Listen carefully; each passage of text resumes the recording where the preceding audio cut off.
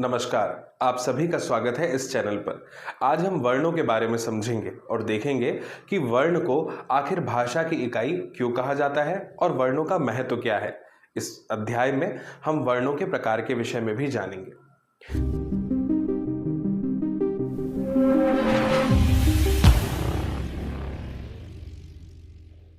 जब मैं आपके सामने कहता हूं कि एक सुंदर सा भवन, एक सुंदर सी इमारत किन से मिलकर के बनी है बताइए, तो आप कहेंगे कि अलग अलग कमरों से मिलकर के एक इमारत बनती है।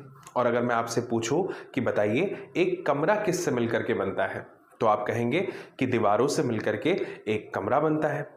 फिर मैं वही आपसे पूछूंगा कि अच्छा ठीक है, तो अब बताइए कि जो दीवार है वो किस चीज़ से मिलकर के बनती है, तो आप कहेंगे कई सारी ईंटों से, सीमेंट से दीवार का निर्माण होता है। मैं थोड़ा और गहराई में जाके अगर आपसे प्रश्न पूछूंगा तो आप कहेंगे कि अंततः वह रेत यानी बालू और मिट्टी के छोटे छोटे कण हैं जिनकी वजह से ईंट बनती है, और फिर उसके बाद में ईंटों से दीवार का, फिर दीवार से कमरों का, और फिर कमरों से एक भवन का निर्माण होता है। तो ऐसे ही जब मैं आपसे कहता हूं रेत के छोटे कणों के बारे में, तो आप उनकी तुलना कर सकते हैं वर्ण से, जैसे क, ख, ग, घ, या फिर स्वरों की बात कर ले, अ, आ, ई।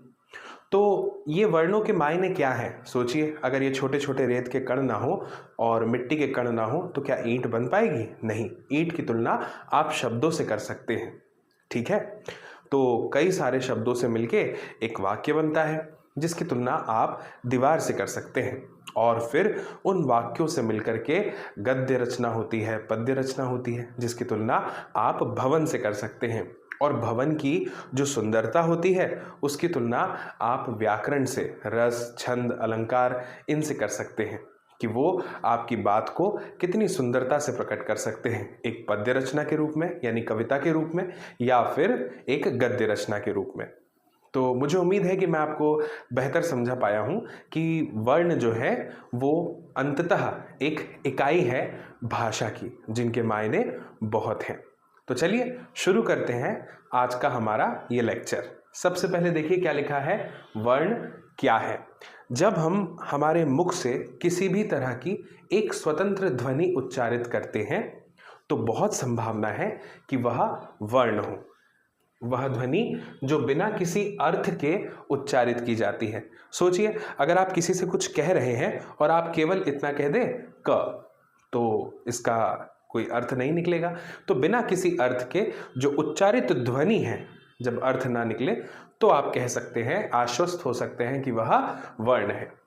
आगे लिखा है, परंतु वह शब्द निर्माण की सबसे छोटी इकाई होती है। बात ठीक है, अगर स नहीं है, म नहीं है, ह नहीं है, तो फिर भला समूह कैसे बनेगा?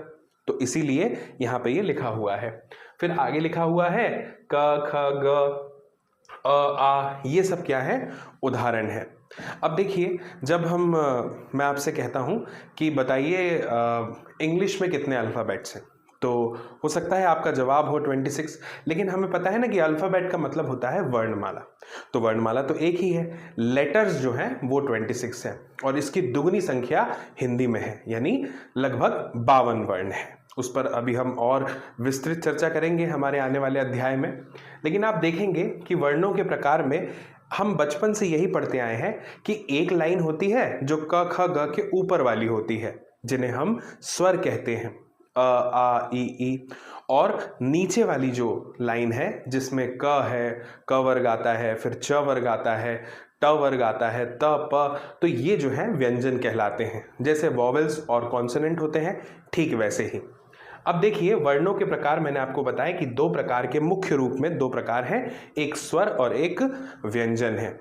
अब स्वर क्या होते हैं? अगर सरल शब्दों में मैं आपको अपने प्यारे से साथी स्वर से मिलाना चाहूं तो इसका इंट्रोडक्शन में मैं यही कहूंगा कि जब आप अपने मुख से कोई ध्वनि निकालें और बीच में कोई अवरोध यानी कोई बाधा ना उत्पन्न हो, यानी आपकी जो जीभ है वो कहीं टकराए नहीं, ना तो दांत में, ना होठ में, ना तालू में, ना मूर्धा में, ना कंठ में, जैसे अ, तो ये स्वर है।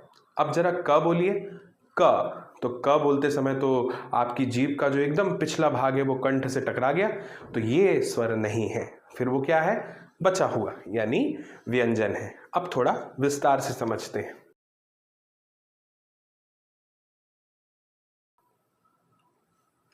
स्वर। स्वर क्या होते हैं? स्वर ऐसे वर्ण हैं जिनका उच्चारण बिना किसी अन्य वर्ण की सहायता से किया जाता है। जैसे कि जब आप क कहते हैं तो क में अ भी आ गया, तो ये स्वर नहीं है। लेकिन जब आप अ कहते हैं तो इसमें कोई और वर्ण नहीं है, केवल अ ही है, तो ये स्वर कहलाएगा। आगे लिखा है ये स्वतः उच्चारित होते हैं। स्वरों के भी प्रकार हैं। हिंदी भाषा में 11 स्वर हैं। कितने हैं? 11 हैं। अब ये ह्रस्व स्वर लिखा हुआ है, ठीक है, या ह्रस्व स्वर है। तो ये कौन से स्वर हैं? ये वो स्वर हैं, जरा बोल के देखिए तो। अ, ई, उ, ऋषि। तो जब आप ये बोलते हैं अ, ई, उ, री, तो इसमें आपको बहुत अधिक समय नहीं लगा। आपने बहुत ही कम समय में इनको उच्चारित कर दिया। यानी सांस जो है वो बहुत लंबी नहीं छोड़नी पड़ी आपको, ठीक है। तो ये ह्रस्व स्वर कहलाते हैं।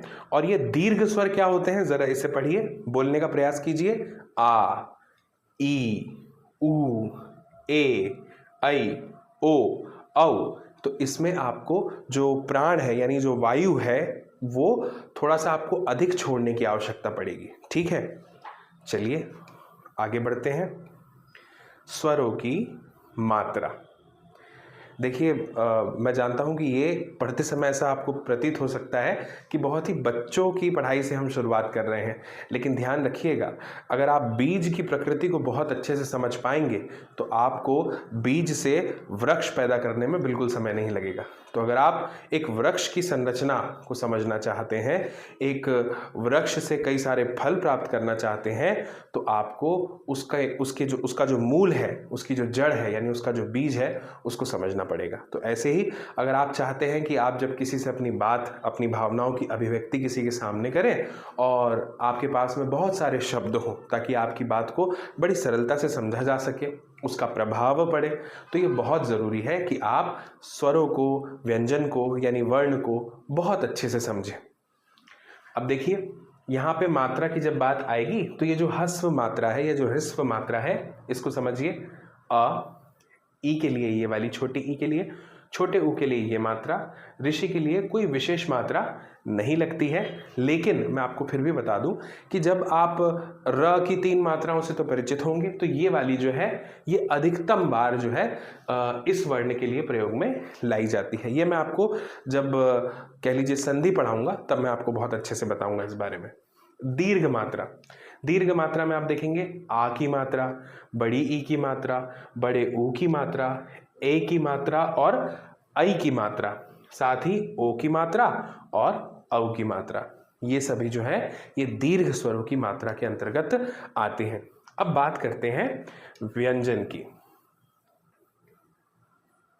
व्यंजन क्या होते हैं? व्यंजन ऐसे वर्ण होते हैं जिनका उच्चारण स्वरों की सहायता के बिना नहीं कर सकते। जैसे आप क बोलेंगे तो अ निकलेगा, ख बोलेंगे तो अ निकलेगा, तो बिना स्वरों की सहायता के आप व्यंजन को उच्चारित नहीं कर सकते। फिर लिखा है उदाहरण जैसे क, ख, ग, च, प आदि। अब जैसे हमने स्वरों के प्रकार देखे मुख्य रूप से 2, ऐसे ही व्यंजन के भी प्रकार हैं। 3 मुख्य प्रकार व्यंजन के आप देखेंगे। एक है स्पर्श व्यंजन, एक है अंतस्थ व्यंजन और एक है ऊष्म व्यंजन। देखिए, व्यंजन के प्रकार हम अलग अलग आधार पर देख सकते हैं, लेकिन यहाँ पर जो आप देख रहे हैं कि अंतस्थ व्यंजन, ऊष्म व्यंजन, स्पर्श व्यंजन, ये जो प्रकार यहाँ पे बताए गए हैं, वो उनको जब आप समझेंगे तो आपको समझ में आएगा कि हिंदी जो है ये एक तरह की वैज्ञानिक भाषा की श्रेणी में आती है। क्यों? क्योंकि हमारे मुख की जो शुरुआत होती है वो कंठ से होती है, ना कि बाहर से। कई बार आपने सुना होगा ना, अक्सर जो हिंदी के टीचर हैं वो ये बात बताते समय एक उदाहरण देते हैं जो कि बहुत ही कॉमन है कि एक बच्चा जो है, छोटा बच्चा जो है, पहली कक्षा में पढ़ता होगा और वह जब विद्यालय जाता है तो सुबह जब नहा करके तैयार होता है तो सबसे पहले अपने आंतरिक वस्त्र पहनता है, फिर शर्ट पैंट पहनता है और फिर उसके बाद में अपना रेडी होके बस्ता टांग के शूज़ पहन के, मोजे जूते पहन के और स्कूल चल जाता है। तो सबसे आखिर में उसने जो टांगा था बस्ता, वो जब वापस छुट्टी होकर घर लौटता है तो पहले अपने बस्ते को उतारता है और ये क्रम पलट जाता है। अक्सर हमें ऐसा लगता है कि हमारे जो मुख की शुरुआत है वो होंठ से होती है, लेकिन ऐसा नहीं है। हमारे मुख की शुरुआत होती है हमारे कंठ से। तो अभी आप देखेंगे कि जब क ख ग घ बोलते हैं तो केवल कंठ का प्रयोग हो रहा है। ठीक है, तो अब समझते हैं पहले स्पर्श व्यंजन के विषय में। क्या लिखा है? स्पर्श व्यंजन। नाम से थोड़ा समझने का प्रयास कीजिए। स्पर्श व्यंजन वे होते हैं जिनके उच्चारण में मुख के किसी अंग से अवरोध उत्पन्न होता है, यानी कहीं ना कहीं आपके मुख में जब आप इन्हें उच्चारित करेंगे तो कोई ना कोई बाधा आएगी, कोई ना कोई अवरोध आएगा। कैसे? अभी देखिए मैं आपको बताता हूं। इन्हें 5 वर्गों में बांटा गया है। सबसे पहले क वर्ग है। अब क वर्ग को समझने का प्रयास कीजिए। जरा बोलिए, क वर्ग में जो वर्ण आते हैं क, ख, ग, घ, आप देख रहे हैं यहीं पे अवरोध पैदा हो गया कंठ में, तो इन्हें कंठ व्यंजन भी कहा जाता है। च वर्ग पर आइए। च जरा बोलिए, च, छ, ज, झ, इया, ये अंग है, इसको अंगा पढ़ते हैं। मैं बताते जा रहा हूँ, आप ये उम्मीद करता हूँ कि आप नोट कर रहे हैं ताकि आपको ये चीज़ें बाद में लंबे समय तक याद रहें। ठीक है, तो च वर्ग हो गया, इसको इया पढ़ते हैं। फिर ट वर्ग में ट, ठ, ड, ढ, अण। फिर त वर्ग में त, थ, द, ध, न। और प वर्ग में प, फ, ब, भ, म। तो आप देख रहे हैं कि ये जो सीक्वेंस है, अगर ये आप याद रखना चाहते हैं तो बहुत सरल है। पहले कंठ है तो क, ख, ग, घ। फिर उसके बाद में जब आप आगे बढ़ेंगे तो आपकी जो जीभ है वो कंठ के थोड़े आगे में टच करेगी, तो फिर वो जो च वर्ग आएगा उसमें फिर देखेंगे च, छ, ज, झ। फिर और आगे में जीभ थोड़ा पीछे की तरफ मुड़ जाएगी और ट, ठ, ड, ढ। फिर और आगे आएंगे तो दांत पे टच होगा त, थ, द, ध। और फिर अंत में प, होठ पे आ गया प, फ, ब, भ, म। ठीक है, अब इसके बाद की जो कहानी है उसमें थोड़ा नाक का भी प्रयोग होता है। ठीक है, देखते हैं। ये है अंतःस्थ व्यंजन। इनकी क्या कहानी है? यहाँ पे लिखा है कि जिनका उच्चारण करते समय जिह्वा यानी जो आपकी जीभ है ये वायु प्रवाह में थोड़ी देर अवरोध उत्पन्न करती है। जैसे जब आप कहेंगे य, तो देखेंगे कि वायु के प्रवाह में थोड़ी सी अड़चन आई और थोड़ी देर भी, थोड़ा समय भी लगा। इसके बाद में आप देखेंगे र बोलते समय भी आप देखिए, फिर ल, व, तो इसलिए ये अंतःस्थ व्यंजन कहलाते हैं। तो ये भी आपको समझ में आया होगा। फिर है ऊष्म व्यंजन।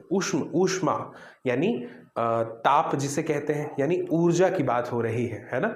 ऊर्जा के 3 प्रकार हैं, आप जानते हैं, या तो प्रकाश के रूप में होगी, या फिर ध्वनि के रूप में, या फिर ऊष्मा के रूप में। तो ये जो ऊष्म व्यंजन है इसमें देखिए कि ये व्यंजन उच्चारण के समय मुख से अधिक वायु के घर्षण के साथ निकलते हैं। बोल के समझिए।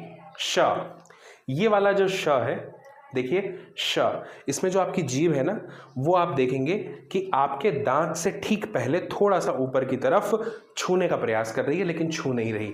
शक्कर वाला बोलिए श। फिर आप यहाँ पे आएंगे षटकोण। तो ये जो श है ना इसमें देखेंगे कि आपकी जो जीभ है ना वो थोड़ा और पीछे जाएगी, पीछे की तरफ। श, षटकोण।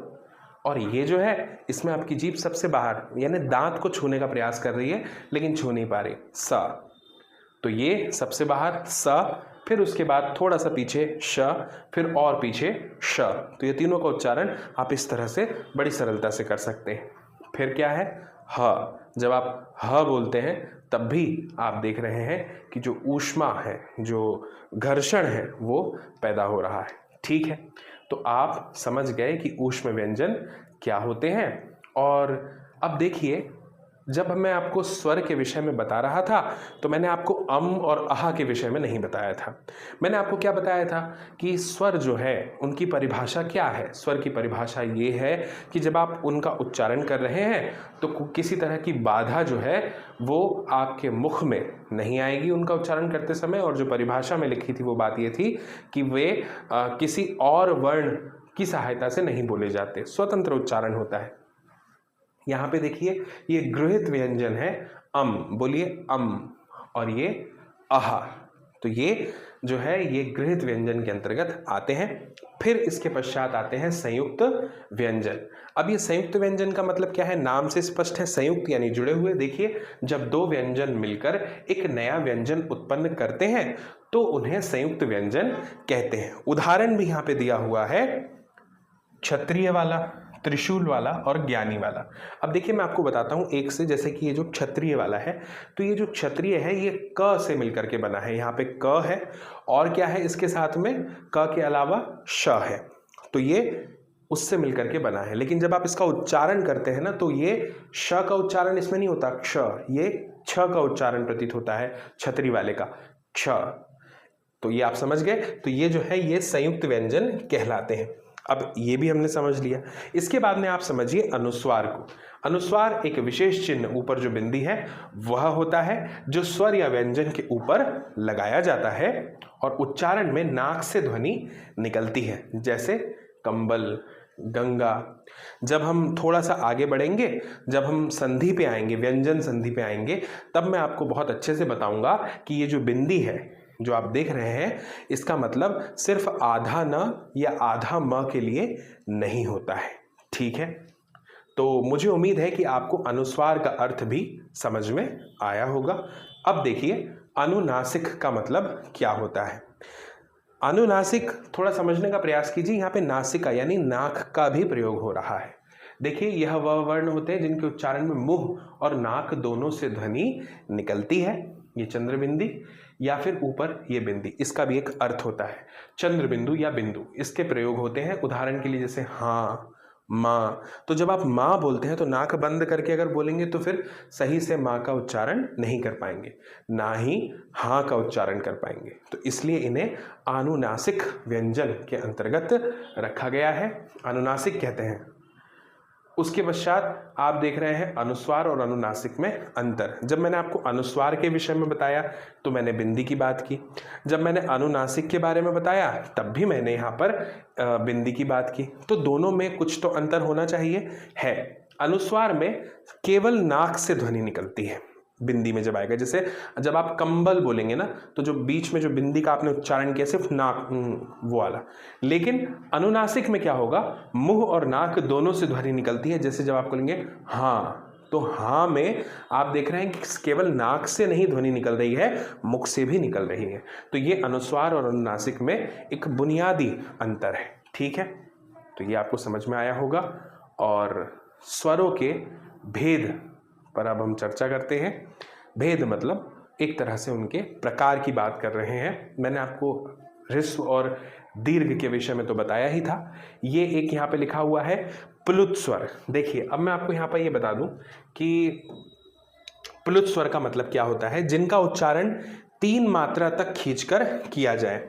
आपने देखा होगा कि जब कोई नाटक होते थे पहले के समय में, जब भी कोई नाटक होता है, कोई ड्रामा होता है, कोई रिहर्सल होती है या मूवी की शूटिंग हो रही होती है, तो पास में जो अभिनय करने वाले लोग हैं, अभिनयकर्ता हैं, एक्टर्स हैं, उनके पास में होती है एक स्क्रिप्ट जिसको वो पढ़ते हैं और अपने डायलॉग्स को याद करते हैं। तो सोचिए कि किसी ड्रामा में सपोज रामायण का शो चल रहा है और बहुत ज़ोर से आवाज़ लगानी है राम, तो इस चीज़ को कैसे लिखा जाएगा। र में आ की मात्रा और म अगर लिख देंगे तो ये तो राम हुआ। लेकिन अगर मुझे लंबा खींचते हुए बताना है राम, तो क्या मैं उसमें 3-4 बार आ की मात्रा लगाऊंगा र के बाद?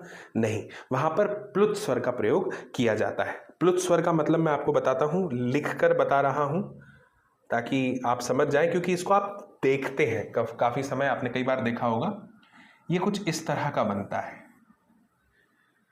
तो इसे कहते हैं प्लुत स्वर। इसका प्रयोग जो है वो कुछ इस तरह से होता है, ये कुछ इस तरह का बनता है। इसका अर्थ ही ये है कि अब जो है उच्चारण आपको थोड़ा लंबा करना है, लंबे समय के लिए करना है, ये इसका अर्थ होता है।